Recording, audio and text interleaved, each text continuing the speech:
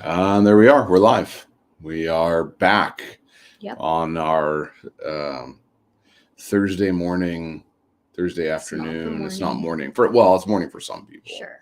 Yeah. So on the Thursday Q&A Yeah. that we've set out to do a few different times. Yep. And We're doing really good. We're doing really, really well. Yes. I hope you guys are all proud of us. So welcome. Take a second and share the video. That would be wonderful. Let people know that we're live. And I'm just doing that right now. Take a second and share this. Why? What's that? Why is that faded? I got it. Hello, Annette. Hi. Hello. Hi, Lauren. Hello, Annette. Hello, Lauren. Wonderful to see you. Yeah, we are, this is our Thursday show where we field questions from people that have just different things people have asked us over the years about following God, about the spiritual life, and how do we navigate those things. So that is, let's see, share. How do I share this? I don't know. It's not working for me. I'm having technological problems. I'm usually the good one. Yeah, that's true. I can't help you. No, you can't. Okay, whatever. It's fine. I tried. Yeah, we have our, we've been trying and kind of stopping. We had some school stuff was delayed in terms of its start, and now our kids are actually officially back in school. Yeah. So, all that stuff. So hopefully we'll be able to have a more consistent time doing this. So it's good to be back. It's good to see everybody that's jumping on. Sandy and Lean, wonderful to see Lean. Lean can tune in because the time zone difference is, for our dream show, she likes to come, but it's in the middle of the night for her. So she can tune in this one. Where so wonderful. Is she from? Lean, I want to say Norway, Denmark, something like that. Somewhere super cool. Yeah, somewhere cooler. So yeah, we try and field questions that people have asked us over the years about. Yeah. And I've kept a record of these questions. What kind of things, what do you struggle with when it comes to following God, knowing God, living a spiritual life? That's a loaded term. What does it mean to be spiritual? Denmark. Yeah, that's what I thought. Denmark. I love the Scandinavians, honestly. See, I got one Denmark for Lean and Norway for Lauren. So I wish that I was cool enough to be from Scandinavia. Yeah, that's true. I love how they put the babies to sleep outside in that's right. -20 Yes, degree temperatures. Yeah, that's right. Real, no sarcasm. I think it's amazing. Yeah, you aspire. And Lauren says there's a truck convoy in Oslo. I know. I've heard about. Don't know how the convoy is controversial. Yeah, I'm pro. Just gonna put it out there. Yes. Yeah. Go Oslo. Go Oslo. That's right. Alberta. Awesome. Yeah, awesome. Everybody's jumping on. So yeah, we're fielding questions that people have asked over the years about following God, and then questions you post. Annette says, "I'm pro." Yes. Yes. Yeah. Cheers. Cheers to that. You were some moments where you were contemplating going to Ottawa. So yeah, it was. Could have happened. It could have happened. Yeah. Anyway, well, so this is our topic because actually the current turmoil that we find in Canada, we never really set out to have political discussions here. Well, we can just say that Canada is in a very contentious moment. Yeah, we're in a cultural moment that I think vast ramifications for there will be huge ramifications either way, and I think it will be a moment that historically people look back on. Yeah, and it's going to set a path for who knows how long. And it's a very contentious moment in our country over our prime minister. Yeah. There's a lot of people who feel that he's crossed a lot of boundaries. Yeah. And feel that he's becoming increasingly divisive. And there's a lot of people that support him. Yeah. And so it's really, I mean, you're American. As a Canadian, yeah. I feel a lot of things. Anyone who's watched this long enough knows I'm filled with opinions. No shortage of those. That's true. But it's really grievous to watch your country so split and so divided, and to see the pathway back to unity looks, I don't know. Maybe I don't know if unity is the goal. Right. I think respect and honor are truly what we need. And so to what we're doing here, right? The question becomes, I have a lot of political opinions. I drove in a convoy. I'm, as a Canadian citizen, I have opinions, but as a heavenly citizen, I realize that my opinions as a Canadian citizen are lower on the priority list. That's right. Yeah. Right. My goal for my prime minister, for my political leaders, for my fellow citizens is actually not happy politics. Yeah. Right. Yeah, that's right. My end goal is happy eternity. Yeah. Is an eternity as close to the Father as possible. Right. You've said a number of times that, yeah, and we're not even on the topic at hand, but you've said a number of times that your concern when it comes to the political members in Parliament, regardless, our five parties generally represented in Parliament, your goal is not aligning with an ideology, but your concern is for the salvation of the souls of every single one of them. Absolutely. And that trumps Absolutely. because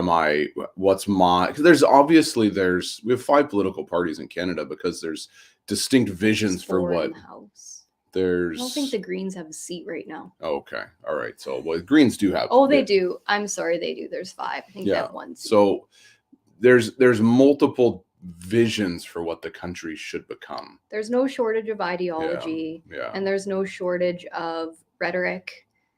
And some of it is helpful and some of it is not. Yeah, but the reality is, at the end of the day, as Christians, like I think to Hebrews 11, where it says we're aliens in this world. Right. We see the promises of God. We don't see them necessarily fulfilled on earth. But we walk as though we're from a different place. Because the whole thing is, when we're grafted in, we don't find our identity from the earth anymore.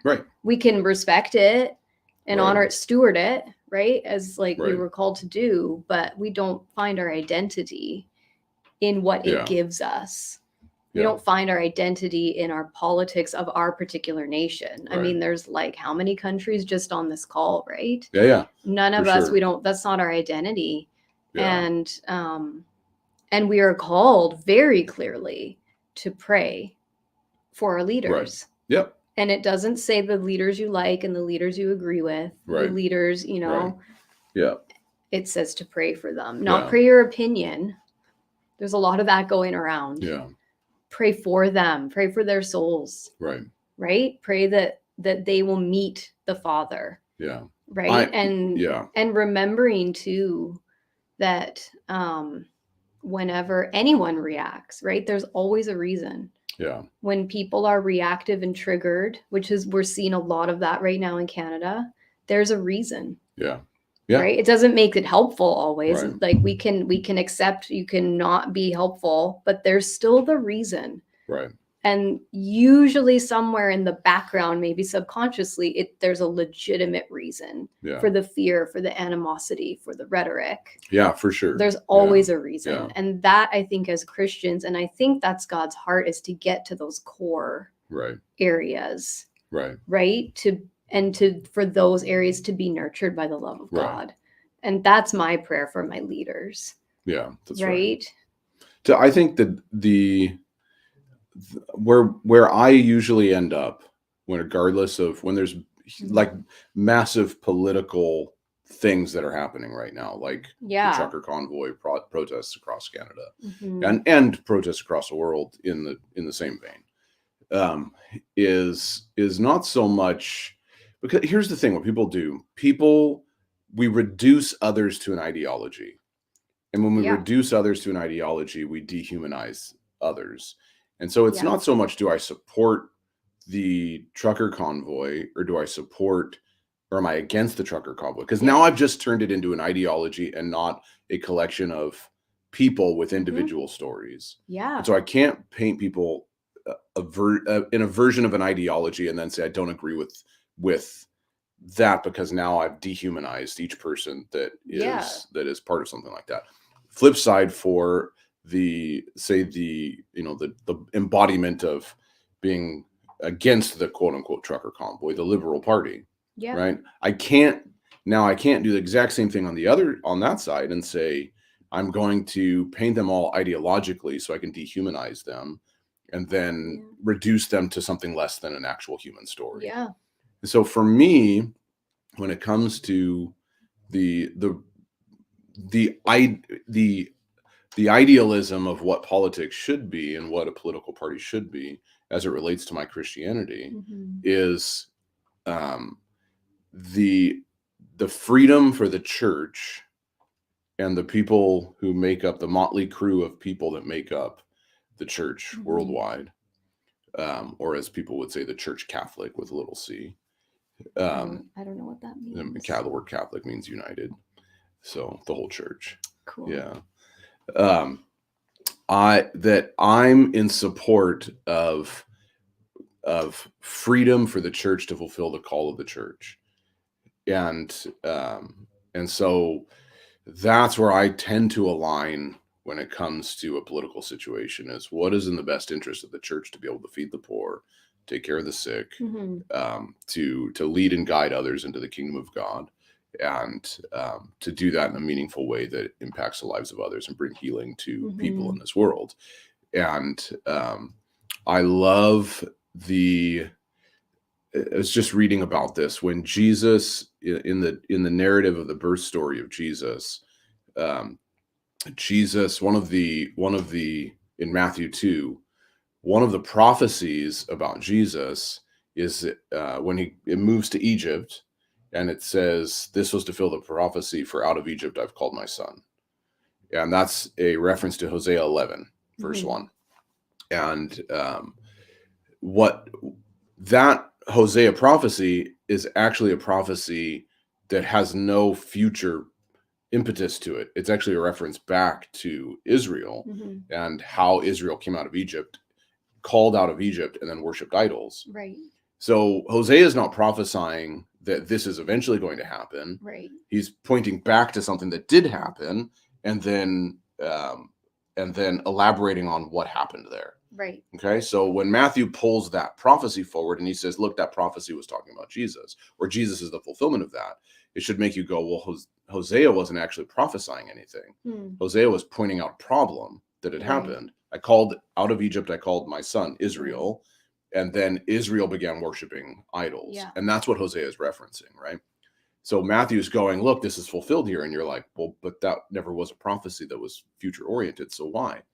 Because Jesus redeems the whole story. And so Jesus embodies Israel. Israel's called out of Egypt. Jesus is born, spends time as a boy in Egypt and is called out of Egypt.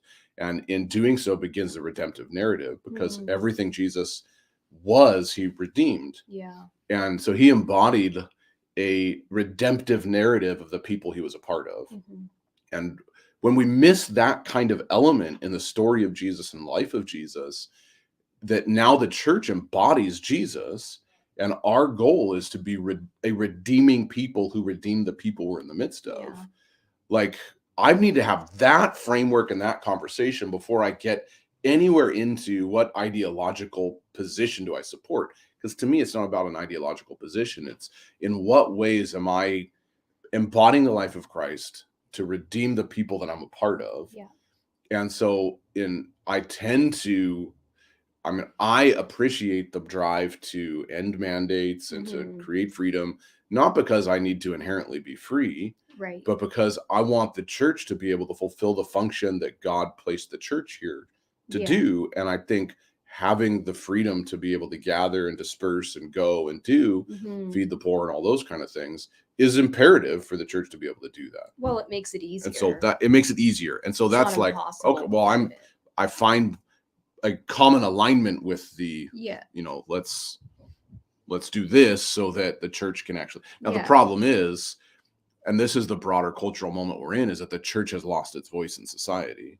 Yeah. And that's not gotten back just by saying, give us it back. Well, there's the comment, right, from Sarah. How can we expect a country to be unified or honoring when the church can't? Exactly. And yeah, it's exactly. Totally true. That's totally true. It's get your house in order. Yeah. To the church, right? So that let's deal with the topic at hand, because all of that kind of does play into the topic. What is the topic at hand? The topic at hand. I will read it because I can't remember exactly what I wrote, but it's a version of a question that's been asked. We've answered the political question that no one asked. Yeah, yes, that's right. So you're welcome. You are very welcome. Yes. It's actually, we probably didn't answer anything. We just talked about it. Well, it's a huge thing that's happening right now. So it's something that people are concerned about, and we're concerned about, and we're thinking about. Yeah. So discerning the voice of God during catalytic moments. Okay. Because I like the topic at hand in terms of what we're going through as a country and worldwide, because we're in a catalytic moment. You know, the last time we were live and this time that we're live, it was about I think there was a month or so in between. Yeah.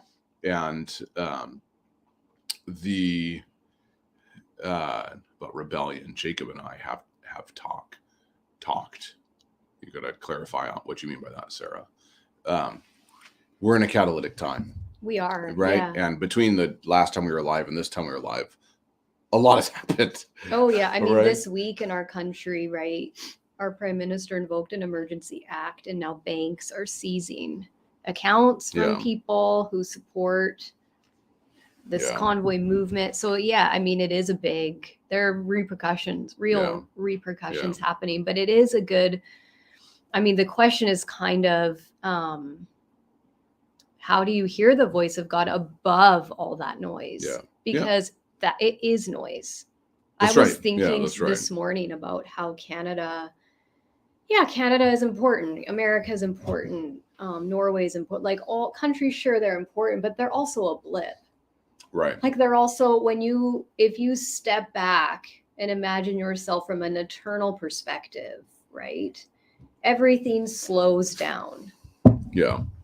And you start to see how... I agree with Sarah, by the way. I struggle with that as well. The mentality of rebellion that's on both sides. Yeah. Oh, yeah. Yeah, absolutely. And it's like... That's where I can't ideologically say... It's deceptive because it can be in your heart so easily. Yeah. I can't reduce things to an ideology. Yeah. Because then now I've lost the individual issues that are happening. Yeah. On both sides. Well, we tend to, I think what we do is we commodify everything. Yeah, that's right. True. It's all about what it can do. It's really what we pay attention to. Yeah. What we give our time to are things that serve us. Everything we do serves us in some way, right? People do not do things that do not serve them. Yeah. And that's the full spectrum. Yeah. Right. You have like really unhealthy things people engage in, right? That could be physically harming themselves or harming others. You're on some level that is serving something in you, usually pain or a wound, but it is giving you something. People do really good things because they serve us. We pay attention to people. We like the political leaders we like because they serve us. They validate something that we think too. Makes us feel like, I agree. I'm not alone in this. Right. We do the same thing in the church. Yeah, that's right. We do the same thing to God. We commodify him. And so that's where you hear a lot of people going, well, he didn't answer that question. So maybe God isn't good. Right. Or maybe God doesn't love me. Or maybe he likes this person better because they got an answer. Well, now, is God a vending machine? Right. Like we've commodified him. Yeah, why are we serving him? Are we serving him to get something? Right. Right? Or are we serving him because he's our creator? Right. And we're created to serve him. Right. Right? What are we tapped into? That's right. And I'm not saying it's wrong to get answers from him or wrong to get healing. Those are the good things he desires to give us. But I don't think it should be the reason we go to him. Right. I don't think it's meant to be the driving force. Right. And I think, let me say it this way, actually. I think that there is a season, actually, where that is the driving force. I think and that's where it mirrors a child, right? A baby when they're an infant, they are entirely motivated by what they need from the parents and the mother in particular, who's ever feeding them, from the main caretaker. The baby is driven by pure biological and emotional and attachment needs. Right. But then as you know, you go through the whole maturity, as the child grows up, the reason that they keep coming back shifts. When they're children, of course, it's based on their needs. They can't care for themselves. That's right. Yeah. But as an adult, why do you keep going back to your parents? Yeah. Right? Like once you've reached true adulthood, not an age, but true adulthood, you don't need your parents. You don't need their money. You don't need them to make you food. You don't need them to do your laundry. You don't need them to drive you everywhere. Right. Ideally. Ideally, though, is what I'm talking about. Not thinking of anybody. Well, that would be adolescence, though, right? If you're still needing people get stuck at maturation development, and sometimes if you're 40 and you still need your parents to do your laundry and pay your rent, you are not. That's not adulthood. You're stuck in adolescence. But anyway, so ideally, you continue to go to them at that point because it's an emotional thing. You don't need something from them. You desire to be around them. Because there's relationship. I think it's the same with the Lord. When we come to him at the beginning, we are driven by needs. We are totally driven by our desperate need for healing, for answers, for help with everything, right? Because usually when we first come, we realize how much chaos we're in. A lot of people have external chaos and almost everyone has internal chaos. So we are driven by those needs. But if you're maturing in the Lord, and I'm not putting a time frame on that because I think that's a totally subjective thing. But as you mature, you're driven less and less by need, right? And you're driven more and more by relationship and desire to be with him. And I think that's where we need to move past this commodity theology, commodifying theology. And move towards desiring a relationship-based theology. And I think I would make the statement, if you're someone and you see yourself doing that to people around you, right? You're probably doing it to the Lord. Right? You're commodifying. And that does dehumanize. It takes away. And so to bring it back to this, if you've seen God as a commodity, it's really hard to hear him. That's right. It's because the question is, how do you in a catalyst moment, so in an intense moment, or really important moment, moment, decision or something's big decision, how do you discern between God's voice and the voice of the enemy? Or I would add in, or option C, your own voice, your own desire, which may or may not line up with one of the other ones. If you have God as a commodity, back to the vending machine. The vending machine doesn't have a voice. You just push a button and you get what you want. So you don't know it. Doesn't matter which vending machine is around. You go to the one that has the candy that you want. So if we see God that way, it's pretty difficult to know if it's him or not because you don't know him. You don't know his voice and you don't know his character. Because usually the way you would discern is you ask yourself, if it's confusing, you go, well, do these words match the character of God? Does it sound like the Father? And to answer that question, you have to know the Father. Well, Steve's got a good point there. Steve is interrupting. I can say that because I know him. Yes. Perhaps part of the dilemma may be viewing the word of God as just another opinion. Yeah, see? Exactly. It's a commodity. Because you'll read it then when it works for you. So if you want to know if it's the voice of God, you need to take deep breaths if you feel anxious. Because I think they said something about anxiety. And that's okay. It's overthinking, which leads to confusion and anxiety. And so I think too, it's okay to sit with that anxiety and go, okay, don't pretend it doesn't exist. It's okay, right? And just bring that to the Lord. And then don't force a decision from that space. But it might be, this is where I would say, let's talk about the anxiety. Because of course I'm going to go there. But if it's really bad, maybe go find someone to talk to. But also if it's anxiousness just in the moment, just sit with that. Take some deep breaths, right? Create like a calm environment. Yeah. And then bring that to the Lord. Don't feel the pressure to leave anxiety over here. Right. While you meet with Jesus. It's not a closed door meeting. Anxiety is welcome. Right. Right. And then have some engagement there. Don't worry. Try not to worry about the decision in the moment. But yeah, does it fit the word of God? Right. Does it fit whose character does it?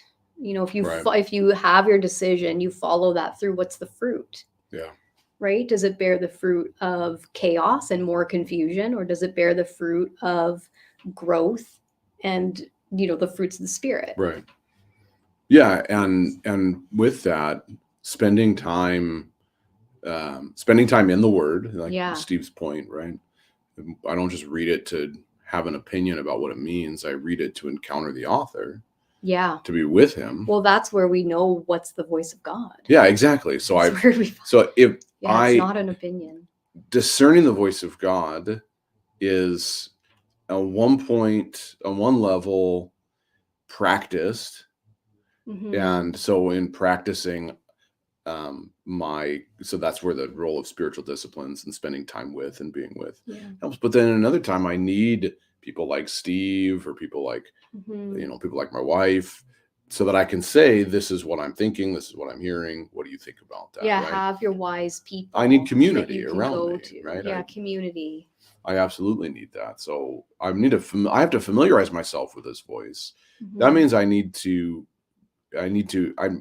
my life has to be about encountering his voice and his presence, so I'm familiar with it. So trying to hear God in catalytic moments or in important moments without having a well to draw on makes it more difficult. Not saying that it can't happen, right? Yeah, but it makes it more difficult. So if I'm going, you need you're saying like, this is why we seek to build a foundation. Yeah. Before. Yeah. We need. That's right. And sometimes those catalytic moments, what they do is they drive us to spend the time with him, right? Yeah. And I think he's not even interested in answering them sometimes, because he's just like, oh, I get to spend time with you. Obviously he's not. I think we all know that. Hello. Yes. Yeah. Oh, I'm so glad you're here. Oh, you have anxiety now. I can help you with that. Right? Oh, you're overthinking things. I can help you with that. Right? Oh, that big decision, that's not as important as you think it is. What's important is being with me. Yeah, I don't like those challenges all the time. It is a big decision. Yes. Yeah. And yeah, it doesn't deny that it's a big decision. It's just saying sometimes the value that God has in seeing us is much different than the value that we have in seeing him. Yes. And so, the overthinking and the difficulty there and all of that, I'm not disciplined to or practice silence or solitude before the Lord or prayer or fasting or whatever to become non-anxious. Right. I do those things to familiarize myself with the content of who he is. And so then from that place, when I enter into moments like, the moment that we have in Canada right now, the political climate doesn't sway me away from who I am and who I know him to be. Right. And so I can remain consistent in who I am. And the part of the problem is we learn to relate as an infant and then as a toddler through our emotions. Mm-hmm. So we're need driven as an infant and as a toddler. And so we have our 3-year-old Cassian. Mm-hmm. He doesn't know how to tell us what's wrong. Right. He just knows how to emote. Yes. And so he emotes by crying or like this morning. Throwing things. This morning. We had some donuts. You had picked up donuts yesterday from Tim Hortons, right? You remember this. Yeah. Cassian wanted a donut in the morning. Right. And he said, "Where's my donut from last night?" Oh, yeah.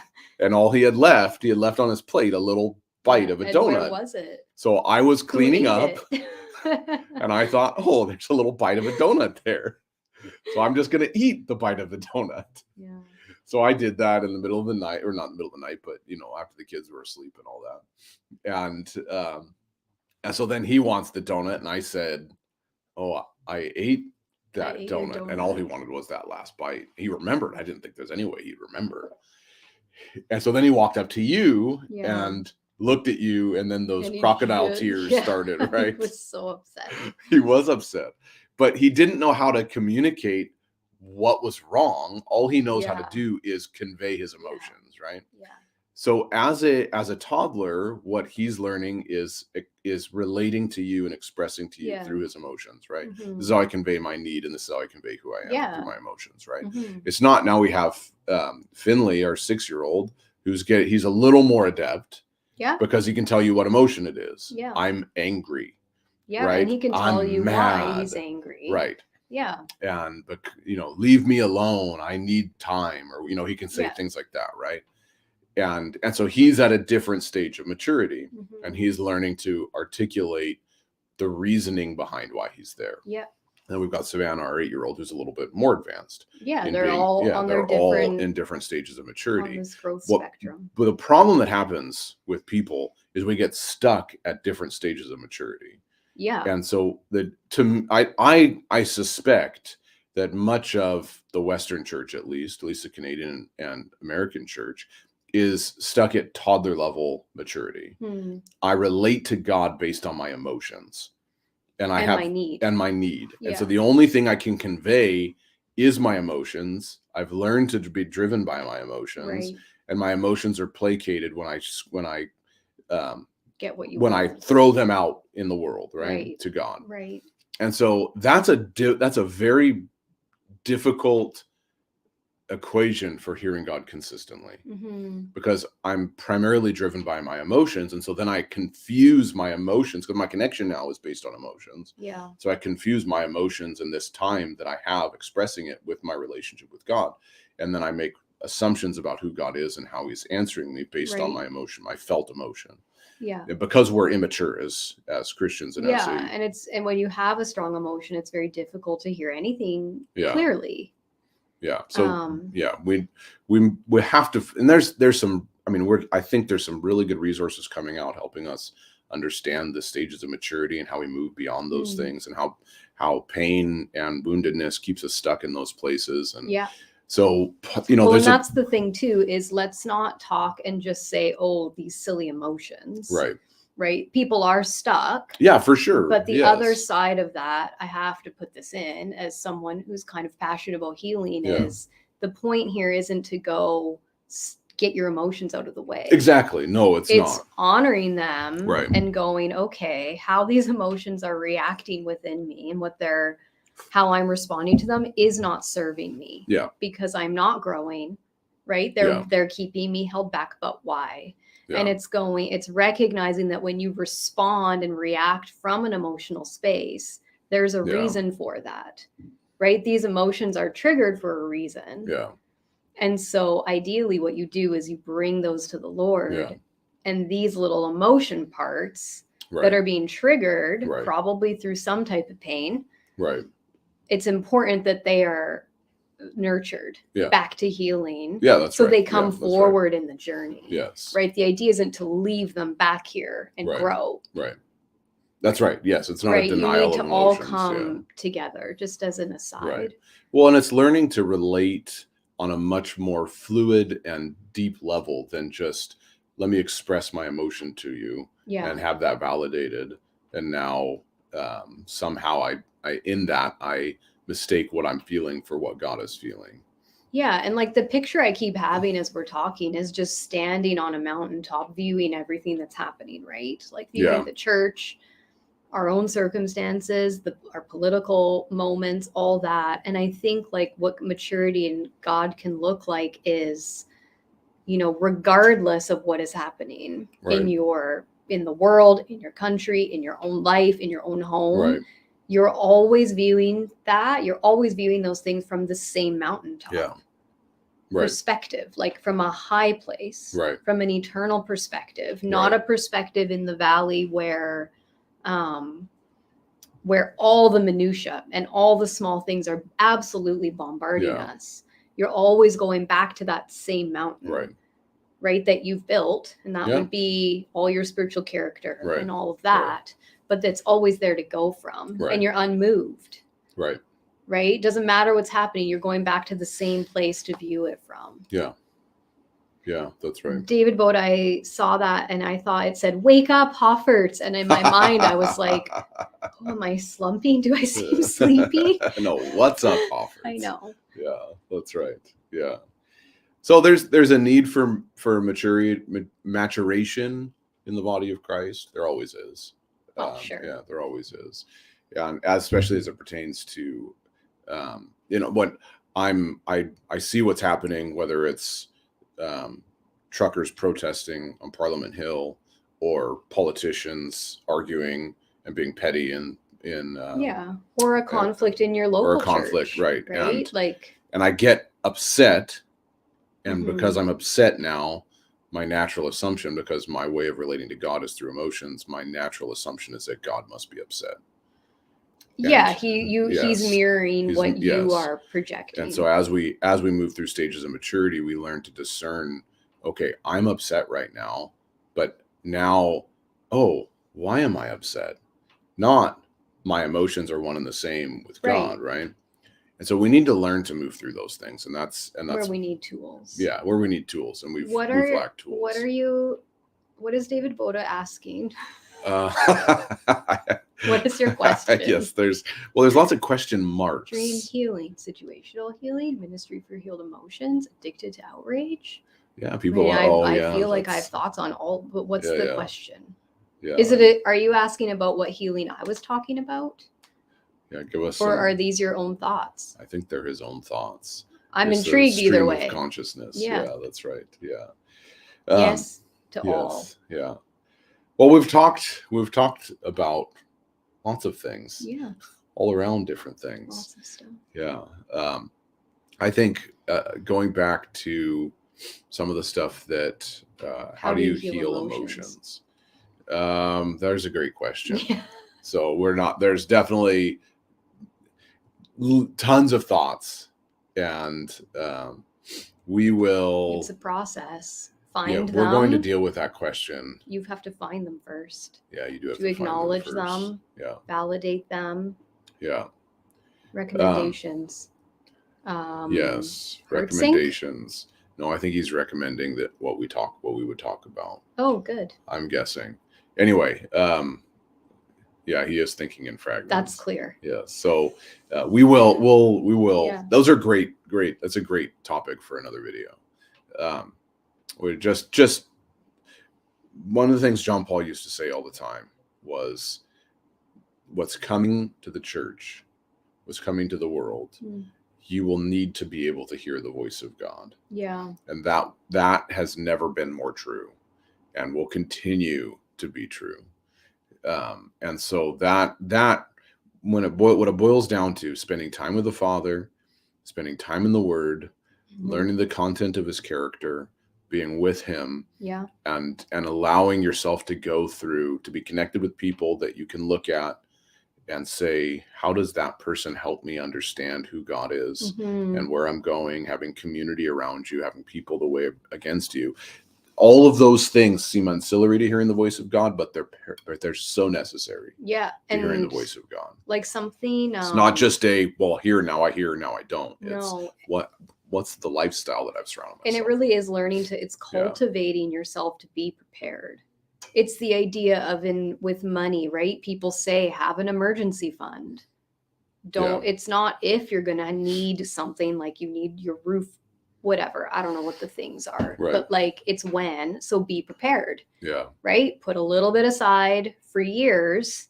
Yeah. And then when you need, it's this kind of the same concept. Yeah. Although I don't like calling God an emergency fund, but when you need him, when you're in that freak out, oh my gosh, something's happening that's triggering all my fears and anxieties. If you've cultivated being able to sit in a moment of peace, in all types of chaos, that is going to serve you really well. Yeah, that's right. When you are being bombarded by anxious thoughts, overwhelming, needing an instant decision, that's huge.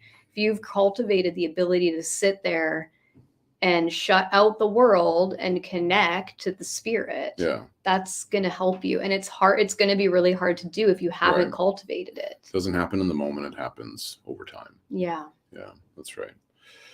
Yeah. Some of the people that I look to and respect and look for wisdom and guidance and all of that, I know have a just call Steve Schroeder. That's right. Steve, that's really the answer. We'll put his phone number. Just shoot him a text. Yeah, that's right, when Karen. you need help. That was such a good interview series with Steve on the Silent Fire podcast. I would recommend listening to those two. Absolutely. So okay, well, we're gonna wrap it up. We've been going for 40 minutes, so we have other things that we need to do. And I'm just loving the conversations that we're having. We'll be back next week, same time, 11 Eastern, 8 Pacific. That's noon our time. Fancy. Yeah, it is fancy. That's right. So wonderful to see everybody. Hopefully we talked about something that was helpful. But I enjoyed chatting with my wife. So So great to see everybody, and we will see you next week. Yeah. Bye.